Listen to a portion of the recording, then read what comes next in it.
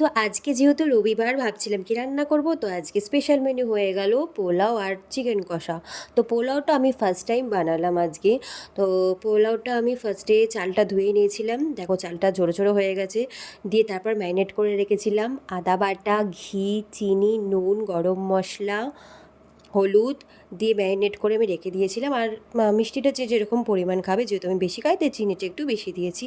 দিয়ে ম্যারিনেট করা হয়ে গেছে। তারপর এখানে আমি ঘি, সাদা তেল দিয়ে দিয়েছিলাম, এলাচ, লবঙ্গ, দারচিনি, তারপর কাজু, কিচমিচ এগুলো হালকা করে ভেজে নিয়েছিলাম, পাশে গরম জল করতে দিয়েছিলাম। তারপর আমি চালটাকে দিয়ে হালকাভাবে নাড়াচাড়া করে নিলাম 5 মিনিট।